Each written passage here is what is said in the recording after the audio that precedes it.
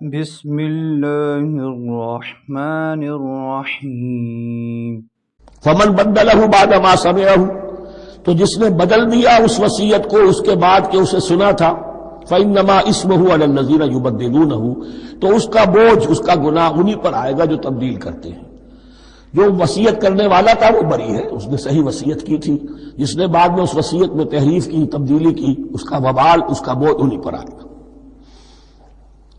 ان اللہ سمیع علیم، یقینا اللہ سب کچھ سننے والا اور جاننے والا ہے۔ فمن خاف من موص جنفا، اب اگر کسی کو اندیشہ ہوا کہ وصیت کرنے والے نے جانبداری برتی ہے، ٹھیک وصیت نہیں کی ہے، دیانتداری کے ساتھ اس کی رائے یہ ہوئی، او اسمن، یا گناہ اس نے کمایا ہے، فاصلح بینہم، اور اب ان کے مابین صلح کرا دی، ورثاء کو جمع کیا کہ بھائی وراثت تو یہ تھی، ان کی وصیت تھی، لیکن دیکھو اس میں یہ زیادتی والی بات ہے، اگر تم مطمئن ہو جاؤ، متفق ہو جاؤ، تو اس میں اتنی تبدیلی کر دی جائے ان کے اتفاق سے، فلا اسم علیہ، تو اس میں کوئی گناہ نہیں ہے، یعنی ایسی نہیں ہے یہ بات کہ اس کو وہ سینکشن اور سینکٹیٹی حاصل ہو گئی ہے، تقدس، کہ اب اس میں کوئی تبدیلی نہیں ہو سکتی۔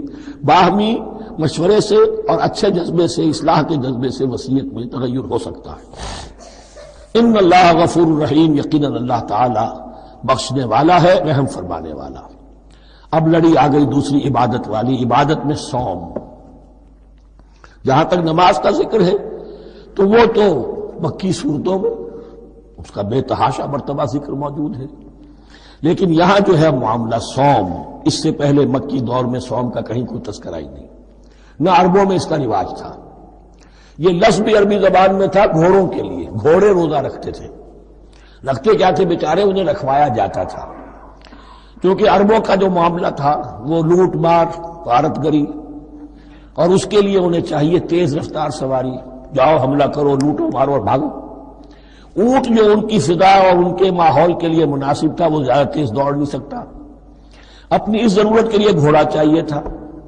گھوڑے میں عرب کا سخت موسم برداشت کرنے کی عادت نہیں، نازک جانور ہے، وہ پیاسا تو نہیں رہ سکتا 7 دن تک جیسے کہ اونٹ رہ سکتا ہے، بھوکا نہیں رہ سکتا، وہ لو کے تھپیڑے نہیں برداشت کر سکتا، لہذا عرب اس کو رکھواتے تھے روزہ، کھانا پینا بند کیا اور اس کے جو ہے منہ کر کے کھڑے ہو گئے جب گرم تیز ہوا چل رہی ہے، خود تو اپنے آپ کو لپیٹ لیا اپنے گھٹنے میں، غترہ کہلاتا ہے وہ جو بھی کپڑا اوپر ہوتا ہے، اور وہ اس گھوڑے کو جو ہے وہ ساری آگ اس پر برس رہی ہے تاکہ اس میں عادت پیدا ہو جائے جھیلنے کی، برداشت کرنے کی، تو جنگ کے موقع پر کہیں یہ دغا نہ دے جائے، اگر یہ ہمت ہار گیا تو اس کا تو کیا کیا جائے گا، تو اصل میں سوار ہے جو مارا گیا۔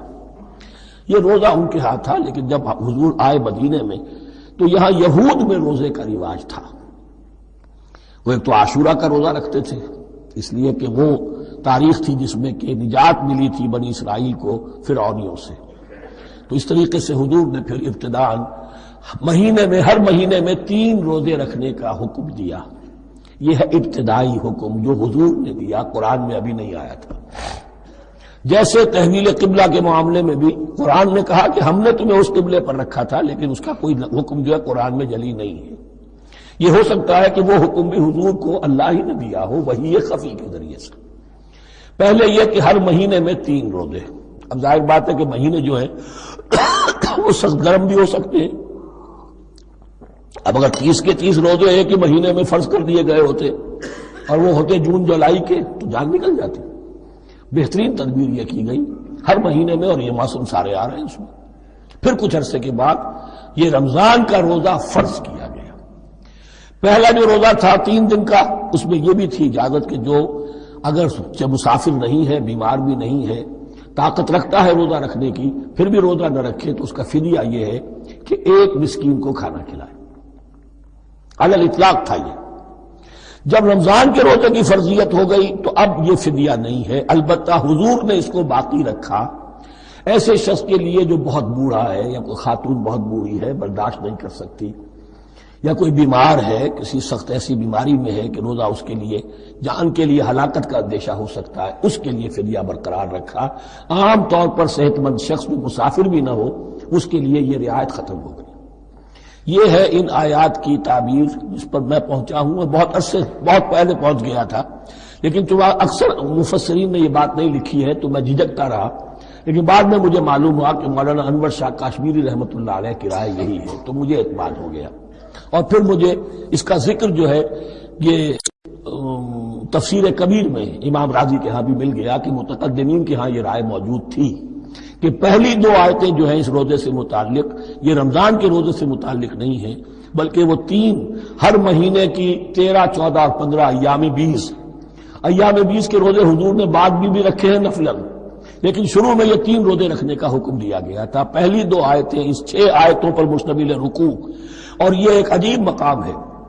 قرآن مجید کے احکام بہت دفعہ ہے، نماز کے احکام قرآن میں بہت دفعہ ہیں، کہیں وضو کا ہے، کہیں تیمم کا ہے، کہیں اور نماز خوف کا ہے، مختلف جگہوں پر، لیکن صوم کی عبادت پر یہ 6 آیات کامل ہیں، مکمل ہیں، اس کی حکمت، اس کی غرض و غایت، اس کے احکام سب کے سب اس میں آ گئے۔ اب پہلی 2 آیتیں کون سی ہیں؟ یا ایھا الذین آمنوا کتب علیکم الصیام کما کتب علی الذین من قبلکم لعلکم تتقون،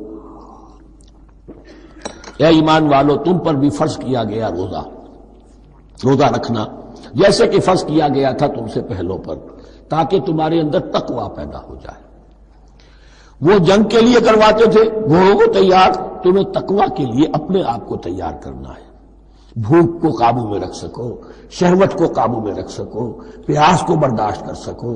اللہ کی راہ میں جنگ کے لیے تمہیں نکلنا ہوگا، اس میں بھوک بھی آئے گی، پیاس بھی آئے گی، اپنے آپ کو تیار کرو جہاد کے لیے۔ اور یہ بات واضح ہو جائے گی اگلے رکوع سے قتال کی بحث شروع ہو جائے گی۔ روزے کی یہ گفتگو ہو رہی ہے تمہیداً قتال کے لیے، جیسے گھوڑوں کو تیار کیا جاتا تھا، صوم رکھوایا جاتا تھا قتال کے لیے۔ ایام معدودات، گنتی کے چند دن ہیں، یہ گویا کہ ثبوت ہے اس کا کہ یہ 2-3 دن سے زیادہ، معدود جو ہے وہ عربی زبان میں 9 سے زیادہ نہیں ہو سکتا۔ معدودہ جب آئے گا، ایام معدودات، یہ جمع جو ہے جمع قلت کہلاتی ہے، معدودات، معدودہ بڑی سے بڑی رقم ہو سکتی ہے، لیکن معدودات جمع قلت ہے۔ گنتی کے چند روز ہیں، فمن کان منکم مریضا، ان میں بھی یہ رعایت ہے کہ جو تم میں سے بیمار ہو او علی سفر، یا سفر پر ہو، فعدۃ من ایام اخر، تو وہ تعداد پوری کر لے دوسرے دنوں میں۔ وعلی الذین یطیقونہ، اور جو اس کی طاقت رکھتے ہوں، فدیۃ طعام مسکین، وہ فدیہ دے، 1 مسکین کا کھانا کھلانا۔ ان آیات کی تفسیر میں جیسا کہ میں نے عرض کیا مفسرین کے بہت سے اقوال ہیں، اب میں ان کی بحث بھی نہیں جا سکتا، جو میں نے اپنے مطالعے کے بعد رائے قائم کی ہے میں صرف وہی بیان کر رہا ہوں کہ اس وقت، اور یہ امام راضی کے الفاظ ہیں کہ یہ فرضیت الگ تعیین نہیں تھی بلکہ الگ تخییر تھی۔ فرض تو ہے روزہ، لیکن اس کا بدل بھی دیا جا رہا ہے، اگر تم نہیں رکھنا چاہتے تو تم 1 مسکین کو کھانا کھلا دو۔ تو گویا کہ تدریجاً انہیں لانا تھا، کیونکہ اس بات کے وہ پہلے سے عادی نہیں تھے۔ فمن تطوع خیرا فهو خیر اللہ، اور جو اپنی جی سے، اپنی مرضی سے خیر کرنا چاہے تو اس کے لیے خیر ہے، روزہ بھی رکھے اور مسکین کو کھانا بھی کھلائے، دونوں کام کرے، تو اس میں کوئی رکاوٹ تو نہیں، اس کے لیے بہتر ہوگا۔ وَأَن تَصُومُوا، اور دیکھو اگر روزہ رکھو، خیر لکم ان کنتم تعلمون، یہ تمہارے لیے بہتر ہے اگر تم جانو۔ اب یہاں بھی ایک طرح کی رعایت کا انداز ہے۔ یہ 2 آیتیں ہیں میرے نزدیک وہ پہلا حکم جو دیا گیا اور جو تھا اصل میں جس کے تحت کہ حضور صلی اللہ علیہ وسلم نے، میں شاید مغالطے میں ہی کہہ بیٹھا ہوں کہ قرآن مجید میں نہیں آیا، حضور نے خود کیا ہے، ان آیات سے در حقیقت حضور نے ہر مہینے میں 3 دن کے روزے، جو یا تو یہ کہ ان آیتوں کے بعد، اور یا یہ کہ حضور نے اپنے طور پر کر دیے تھے، ان آیات نے اس کی توثیق کر دی۔ اب آ رہی ہیں 2 آیتیں جو خاص رمضان کے روزے سے متعلق ہیں، حکمت اور غرض و غایت۔ پھر ایک آیت طویل آئے گی احکام، اور پھر ایک آیت آئے گی لٹمس ٹیسٹ۔ یہ 6 آیتیں۔ شہر رمضان الذی انزل فیہ القرآن، رمضان کا مہینہ وہ ہے جس میں قرآن نازل کیا گیا۔ ھدی للناس وبینات من الھدی والفرقان، لوگوں کے لیے ہدایت، اور ہدایت کی بھی روشن بینات باتیں، والفرقان، اور حق و باطل میں فرق کر دینے والی چیز۔ فمن شہد منکم الشہر، تو جو کوئی بھی پائے اس مہینے کو، یا جو شخص بھی مقیم ہو اس مہینے میں، مسافر نہ ہو، فلیصم، اس پر لازم ہے کہ روزہ رکھے۔ اب وہ وجوب الگ تخیر ختم ہو گیا، اب وجوب علی التعیین، اب یہ لازم ہے، یہ رکھنا ہے۔ ایک رعایت باقی رکھی، ومن کان مریضا او علی سفر فعدۃ من ایام اخر، جو بیمار ہے یا یہ کہ سفر پر ہے وہ تعداد پوری کر لے دوسرے دنوں میں۔ یرید اللہ بکم الیسر ولا یرید بکم العسر، اللہ تمہارے ساتھ آسانی چاہتا ہے، سختی نہیں چاہتا۔ یہ لوگ اپنے اوپر سختیاں جھیلتے ہیں، شدید جو ہے سفر کے اندر بھی روزہ رکھے ہوئے، حالانکہ یہاں اجازت دی ہوئی ہے۔ یہ بلکہ حضور نے ایک مرتبہ ایک سفر میں کافی سرزنش کی، کچھ ایک جہاد اور قتال پہ نکلے تھے، کہ کچھ لوگوں نے اس سفر میں بھی روزہ رکھ لیا۔ نتیجہ یہ ہوا کہ سفر کے بعد جہاں منزل میں اب جا کر خیمے لگانے تھے وہ نڈھال ہو کر گر گئے، جن لوگوں کا روزہ نہیں تھا انہوں نے پھر وہ خیمے لگائے، منزل کا کام کیا۔ تو حضور نے فرمایا کہ لیس من البر الصیام فی السفر، روزے رمضان اس میں سفر میں روزہ رکھنا کوئی نیکی کا کام نہیں ہے۔ لیکن ہمارا تصور اور ہے، 105 بخار چڑھا ہوا ہے، روزہ نہیں چھوڑوں گا میں، روزہ تو میں نے رکھا ہوا ہے، یا روزہ تو میں نہیں چھوڑوں گا۔ حالانکہ جہاں رعایت اللہ کی ہے اس رعایت سے فائدہ نہ اٹھانا ایک طرح کا کفران نعمت ہے۔ وَلِتُكْمِلُوا الْعِدَّةَ، لیکن تمہیں عدت اور تعداد اب پوری کرنی ہوگی۔ وہ جو تھی ایک رعایت کہ فدیہ دے کر فارغ ہو جاؤ، وہ نہیں ہے۔ وَلِتُكَبِّرُوا اللَّهَ عَلَىٰ مَا هَدَاكُمْ، اور تاکہ تم تکبیر کرو اللہ کی اس پر کہ جو اس نے ہدایت تمہیں عطا فرمائی۔ وَلَعَلَّكُمْ تَشْكُرُونَ، اور تاکہ تم شکر کر سکو اس نعمت عظمیٰ کا جو قرآن حکیم کی شکل میں تمہیں دی گئی۔ اس موضوع پر میرا کتابچہ عظمت صوم اور عظمت صیام و قیام قرآن، اس میں یہ سارے مضامین تفصیل سے آئے ہیں، کیا حکمت ہے، کیا غرض و غایت ہے، کیا مقصد ہے، اور آخری منزل کیا ہے، وَإِذَا سَأَلَكَ عِبَادِي عَنِّي فَإِنِّي قَرِيبٌ۔ مطلوب تو یہ ہے کہ تمہارا جو یہ جسم حیوانی ہے یہ کچھ کمزور پڑے، روح ربانی جو تم میں پھونکی گئی ہے اسے تقویت حاصل ہو۔ دن میں روزہ رکھو، اس حیوانی وجود کو ذرا کمزور کرو، دباؤ اس کے تقاضوں کو، رات کو کھڑے ہو جاؤ، اللہ کا کلام سنو اور پڑھو، تاکہ تمہاری روح کی آبیاری ہو، اس پر حیات، آب حیات کا ترشح ہو۔ نتیجہ کیا نکلے گا؟ تمہارے اپنے اندر سے ایک پیاس ابھرے گی، وَإِذَا سَأَلَكَ عِبَادِي عَنِّي فَإِنِّي قَرِيبٌ، تقرب الی اللہ کا جذبہ پیدا ہوگا۔ تو اے نبی، جب میرے بندے، ایسے بندے آپ سے میرے بارے میں سوال کریں، ان کو بتا دیجئے میں قریب ہوں، دور نہیں۔ یہ حقوق انسانی کا میرے نزدیک دنیا میں سب سے بڑا میگنا کارٹا ہے۔ اللہ اور بندے کے درمیان کوئی فصل نہیں ہے، فصل اگر ہے تو تمہاری اپنی خباثت ہے، اگر تمہاری نیت میں فساد ہے، حرام خوری تو کرنی ہی کرنی ہے، تو اب کس منہ سے اللہ سے دعا کرو گے؟ پھر جاؤ گے کسی پیر کے پاس، آپ دعا کر دیجئے، یہ نذرانہ حاضر ہے؟ یہ طریقہ کیا ہے؟ انسان کا نفس حائل ہے اور کوئی نہیں، ورنہ ہم تو مائل بے کرم ہیں، کوئی سائل ہی نہیں، راہ دکھنا ہے کسی رہنمی منزل ہی نہیں، کوئی پوپ نہیں، کوئی پنڈت نہیں، کوئی پادری نہیں، کوئی پیر نہیں، کوئی نہیں، جب چاہو اللہ سے ہم کلام ہو جاؤ۔ اس سے بڑا حق کیوں خالق و مخلوق میں حائل رہے پردے، پیرانے کلیسا کو کلیسا سے اٹھا دو، میرا ہر بندہ جب چاہے جہاں چاہے مجھ سے ہم کلام ہو جائے۔ ہاں شرط ہے اس کی، وہ شرط آگے آ رہی ہے، اجیب و دعوت الداعی اذا دعان، میں تو ہر پکارنے والے کی پکار سنتا ہوں، اور سنتا نہیں جواب دیتا ہوں، اور صرف جواب نہیں دیتا قبول کرتا ہوں۔ اجابت میں یہ تینوں چیزیں موجود ہیں، اور اذا دعان، جہاں مجھے پکارے جب پکارے، دیر اینڈ دین میں موجود ہوں۔ لیکن شرط کیا ہے؟ فَلْيَسْتَجِيبُوا لِي، انہیں بھی تو میرا کہنا ماننا چاہیے، یہ یک طرفہ بات نہیں ہوگی۔ فَاذْكُرُونِي أَذْكُرْكُمْ، تم مجھے یاد رکھو گے تو میں تمہیں یاد رکھوں گا، یہ دو طرفہ معاملہ ہے۔ تم شکر کرو گے میں تمہاری قدردانی کروں گا، تم میری طرف چل کر آؤ گے میں بھاگ کر آؤں گا، تم بارش برآؤ گے میں ہاتھ بڑھاؤں گا، لیکن تم رخ موڑ لو گے ہم بھی رخ موڑ لیں گے۔ ہماری تو غرض نہیں ہے، غرض ہے تو تمہاری، تم رجوع کرو گے ہم بھی رجوع کر لیں گے، تم توبہ کرو گے ہم اپنی نظر کرم پھر تمہاری طرف متوجہ کر دیں گے۔ لیکن ہر چیز ان تنصروا اللہ ینصرکم، اللہ کی مدد کرو گے تو اللہ تمہاری مدد کرے گا۔ تمہاری دوستیاں ہو، پینگے بڑھا رہے ہو اللہ کے دشمنوں کے ساتھ، ساز باز ہو اللہ کے دشمنوں کے ساتھ، اور کھڑے ہو جاؤ قنوت نازلہ میں اللہ سے مدد مانگنے کے لیے، تم سے بڑا بے وقوف کون ہوگا؟ پہلے اللہ کی طرف رخ تو کرو، اللہ سے اپنا معاملہ درست کرو۔ ہاں اس میں کوئی یہ شرط نہیں ہے کہ پہلے ولی کامل اس وقت توبہ کرو خلوص نیت سے تو سارے پردے ہٹ جائیں گے، لیکن خلوص نیت کے ساتھ توبہ۔ وَإِذَا سَأَلَكَ عِبَادِي عَنِّي فَإِنِّي قَرِيبٌ أُجِيبُ دَعْوَةَ الدَّاعِ إِذَا دَعَانِ فَلْيَسْتَجِيبُوا لِي وَلْيُؤْمِنُوا بِي لَعَلَّهُمْ يَرْشُدُونَ أُحِلَّ لَكُمْ لَيْلَةَ الصِّيَامِ إِذْ تَفَضُّلُوا إِلَىٰ نِسَائِكُمْ۔ اب یہ ہے احکام کی آیت، بڑی طویل ہے، چونکہ یہود کے ہاں شریعت میں روزہ جو ہے شروع ہو جاتا تھا شام کو ہی، اور رات بھی روزے میں شامل تھی، تو تعلق زن و شو بھی نہیں ہو سکتا، اور کوئی سحری وحری کا تصور نہیں تھا، جیسے ہی سوئے رات شروع روزہ شروع، اب اگلے دن تک غروب آفتاب تک روزہ رہے گا۔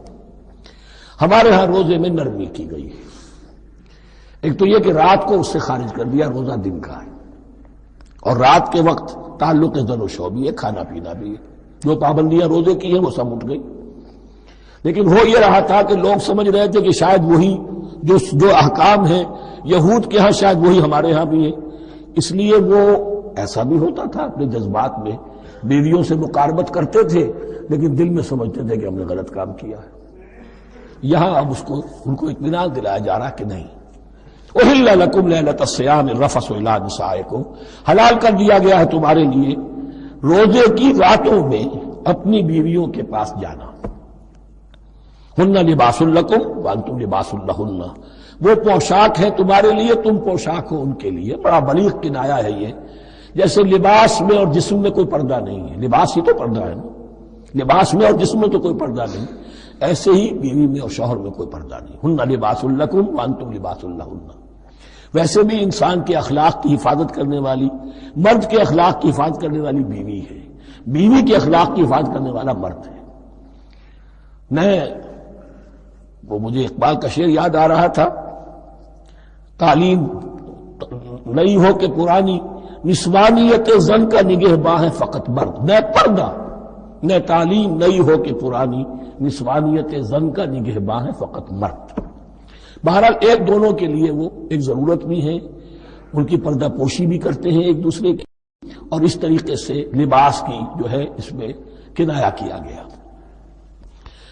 علم اللہ انکم کنتم تختانون انفسکم، اللہ کے علم میں ہے کہ تم اپنے آپ کے ساتھ خیانت کر رہے تھے، ایک کام کر رہے تھے جو گناہ نہیں ہے، لیکن تم سمجھتے تھے گناہ ہے، تو اپنے آپ سے خیانت ہو گئی کہ نہیں؟ اصلاً وہ گناہ نہیں تھا لیکن تمہارے علم میں نہیں تھا، لیکن تم یہ سمجھتے ہوئے بھی کہ یہ ممنوع ہے، اس کا ارتکاب کر رہے تھے۔ علم اللہ انکم کنتم تختانون انفسکم فتاب علیکم، تو اللہ نے تم پر نظر رحمت فرمائی، وعفا عنکم، اور بخش دیا، معاف کر دیا، جو بھی خطائیں ہو گئی ہیں وہ سب کی سب معاف سمجھو۔ فالآن باشروہن، اب ان کے ساتھ جو بھی تعلق ضرور شے ہے وہ قائم کرو، وابتغوا ما کتب اللہ لکم، اور تلاش کرو، حاصل کرو جو کچھ اللہ نے تمہارے لیے لکھ دیا ہے۔ کیا لکھ دیا؟ ایک تو اولاد تعلق ضرور شو میں، اور ایک سکون ہے کہ جو اللہ تعالیٰ نے اس میں رکھا ہے، تسکنوا الیہا، قرآن مجید میں یہ الفاظ آئے، ایک تسکین ہے، سکون ہے، اعصاب کا تناؤ جو ہے وہ اس کے بعد جو ہے اس کے اندر ایک سکون کی کیفیت پیدا ہو جاتی ہے۔ اور یہی اس میں حکمت ہے کہ حضور اپنے ہر سفر میں ہم ایک زوجہ محترمہ کو ضرور ساتھ رکھتے تھے، اس لیے کہ قائد کو، سپہ سالار کو کسی وقت بڑی ایسی یعنی پریشان کن صورتحال میں فیصلے کرنے پڑتے ہیں، جذبات پر دباؤ ہوتا ہے اور اعصاب پر دباؤ ہوتا ہے، تو ساتھ اگر کوئی اہلیہ بھی موجود ہو تو اس میں، اور اس کے بہترین مواقع سیرت میں آئے ہیں، وہ پھر کسی وقت میں بیان کروں گا۔ وابتغوا ما كتب الله لكم وكلوا واشربوا حتى يتبين لكم الخيط الابيض من الخيط الاسود من الفجر، اور کھاؤ اور پیو یہاں تک کہ واضح ہو جائے تمہارے لیے سفید دھاری فجر کی سیاہ دھاری سے، یعنی یہ پاؤ پھٹنے کے لیے استعارہ ہے کہ جب سفیدہ نمایاں ہوتا ہے ایک لکیر کی طرح، پاؤ پھٹ گئی، اس وقت تک کھانے پینے کی چھوٹ ہے، سحری جو ہے آپ کر سکتے ہیں، بلکہ کلو واشربو، کھاؤ اور پیو، اور اس کی حدیث میں تاکید آئی ہے، اور یہ بھی فرمایا ہمارے اور یہود کے روزے کے مابین سحری جو ہے وہ فرق ہے۔ تسحروا فإن فی السحور برکہ، سحری ضرور کیا کرو اس لیے کہ سحری میں برکت ہے۔ ثم اتموا الصیام الی اللیل، پھر رات تک روزے کو پورا کرو۔ اب رات تک میں اکثر فقہا کے نزدیک غروب آفتاب مراد ہے، اہل تشیع اس سے ذرا آگے جاتے ہیں کہ رات کا لفظ آیا ہے تو ذرا اور غروب آفتاب پر چند منٹ گزر جائے، لیکن ہمارے اہل سنت کے ہاں غروب آفتاب جو ہے وہی گویا کہ یہ اس کی غایت ہے۔ وَلَا تُبَاشِرُوهُنَّ وَأَنْتُمْ عَاكِفُونَ فِي الْمَسَاجِدِ، لیکن یہ رعایت جو تمہیں دی جا رہی ہے اس میں ایک استثناء ہے، جب تم معتکف ہو مسجدوں میں تو پھر اپنی بیویوں سے کوئی تعلق قائم نہ کرو۔ وَلَا تُبَاشِرُوهُنَّ، مت ان سے مباشرت کرو، وَأَنْتُمْ عَاكِفُونَ فِي الْمَسَاجِدِ، جبکہ تم مسجدوں میں اعتکاف میں ہو، آخری عشرے میں جو اعتکاف ہوتا ہے۔ تِلْكَ حُدُودُ اللَّهِ فَلَا تَقْرَبُوهَا، یہ اللہ کی حدود ہے، ان کے قریب مت جاؤ۔ بعض جگہ پر آتا ہے فَلَا تَعْتَدُوهَا، ان حدود کو عبور نہ کرو، ان سے تجاوز نہ کرو۔ تو حرام تو یہی شے ہوگی کہ حدود سے تجاوز کیا جائے، لیکن احتیاط اس میں ہے to keep at a safe distance, ذرا دور رہو۔ آخری حد تک چلے جاؤ گے تو اندیشہ ہے کہ کہیں اس حد کو کراس نہ کر جاؤ۔ فلا تقربوها، اللہ کے حدود سے ذرا ایک سیف ڈسٹینس کے اوپر رہنا ضروری ہے۔ کذالک یبین اللہ آیاتہ للناس، اسی طرح اللہ تعالیٰ واضح کرتا ہے اپنی نشانیاں لوگوں کے لیے، لعلہم یتقون، تاکہ وہ تقوی کی روش اختیار کر سکے، بچ سکے۔ اب وہ لٹمس ٹیسٹ والی آیت آ گئی، تقوی کا ٹیسٹ کیا ہے؟ روزہ اس لیے فرض کیا کہ تقوی پیدا ہو جائے، یہ سارے احکام تمہیں دیے جا رہے ہیں تاکہ تمہیں تقوی پیدا ہو جائے۔ ٹیسٹ کیا ہے؟ تقوی کا لٹمس ٹیسٹ عقل حلال، یہ نہیں ہے کوئی نیکی نہیں۔ وَلَا تَأْكُلُوا أَمْوَالَكُمْ بَيْنَكُمْ بِالْبَاطِلِ، اپنے مال آپس میں باطل طریقوں سے ہڑپ نہ کرو۔ وَتُدْلُوا بِهَا إِلَى الْحُكَّامِ، اور اپنے مال کو ذریعہ نہ بناؤ حکام تک پہنچنے کا، لِتَأْكُلُوا فَرِيقًا مِنْ أَمْوَالِ النَّاسِ بِالْإِثْمِ، تاکہ تم لوگوں کے مال کو ہڑپ کر سکو گناہ کے ساتھ، وَأَنْتُمْ تَعْلَمُونَ، اور تم اس کو جانتے بوجھتے کر رہے ہو۔ جو شخص اس معیار سے تو اس سے باز آ گیا وہ ہے متقی، یہ لسٹمس ٹیسٹ ہے۔ ورنہ نمازوں کی تعداد، روزوں کی تعداد اور حرام کھانا تو تقویٰ نہیں۔ یہ میں حیران ہوتا ہوں کہ اب اس پر کبھی غور نہیں کیا ہے لوگوں نے کہ یہ آیت کہاں سے آ گئی درمیان میں۔ روزے کے احکام اور اس کے بعد قتال کے احکام بھی شروع ہوں گے، حج کے احکام شروع ہوں گے، یہ بیچ میں آیت۔ واقعہ یہ ہے کہ جیسے روزے کی حکمت کا نقطہ عروج کیا ہے، وَإِذَا سَأَلَكَ عِبَادِي عَنِّي فَإِنِّي قَرِيبٌ، روح انسانی میں ایک طلب پیدا ہو جائے تقرب اللہ کی۔ اسی طرح احکام صوم میں جو کلائمیکس ہے وہ یہ ہے، وَلَا تَأْكُلُوا أَمْوَالَكُمْ بَيْنَكُمْ بِالْبَاطِلِ وَتُدْلُوا بِهَا إِلَى الْحُكَّامِ لِتَأْكُلُوا فَرِيقًا مِنْ أَمْوَالِ النَّاسِ بِالْإِثْمِ وَأَنْتُمْ تَعْلَمُونَ۔ يَسْأَلُونَكَ عَنِ الْهِلَّةِ، اے نبی آپ سے پوچھ رہے ہیں چاند کی گھٹتی بڑھتی صورتوں کے بارے میں۔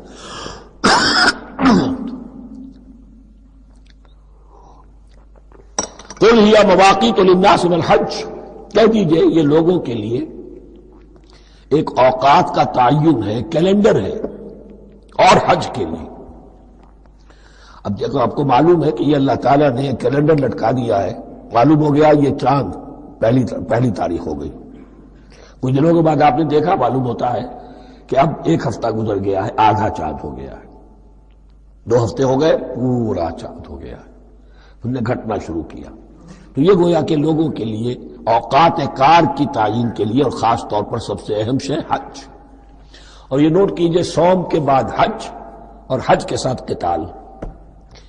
حج وہ عبادت ہے جو ایک خاص جگہ پر ہو سکتی ہے، نماز ہر جگہ ہو سکتی ہے، روزہ ہر جگہ ہو سکتا ہے، عبادت اور ہر جگہ ہو سکتی ہے، اور زکوٰۃ ہر جگہ دی جا سکتی، حج تو وہی ہوگا۔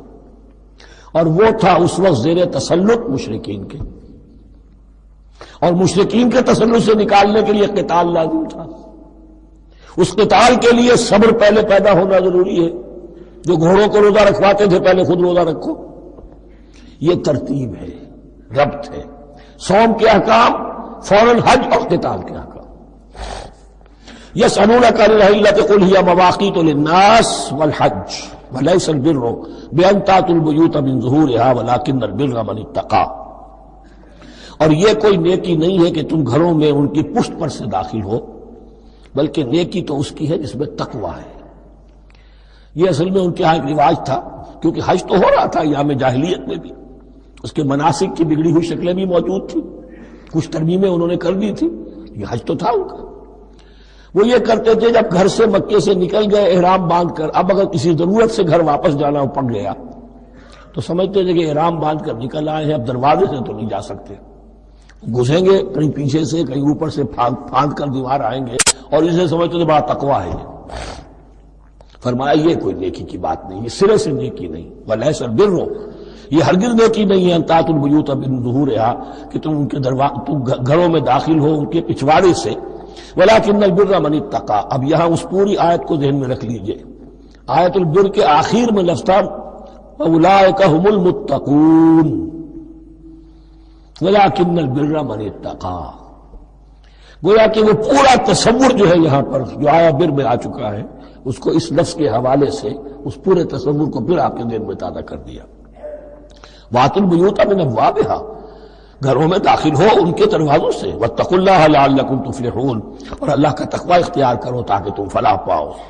وَقَاتِلُوا فِي سَبِيلِ اللَّهِ الَّذِينَ يُقَاتِلُونَكُمْ. لیجیے قتال آ گیا. اب یہ تیسری کڑی آ گئی نا. ایک لڑی عبادات کی، ایک لڑی معاملات کی، ایک لڑی انفاق کی، ایک لڑی قتال کی. یہ چوتھی کڑی ہے. وَقَاتِلُوا فِي سَبِيلِ اللَّهِ الَّذِينَ يُقَاتِلُونَ، اللہ قتال کرو اللہ کی راہ میں ان سے جو تم سے قتال کر رہے ہیں. وَلَا تَعْتَدُوا، لیکن حد سے تجاوز نہ کرو. ان اللہ لا يحب المعتدین، اللہ تعالی حد سے تجاوز کرنے والوں کو پسند نہیں کرتا.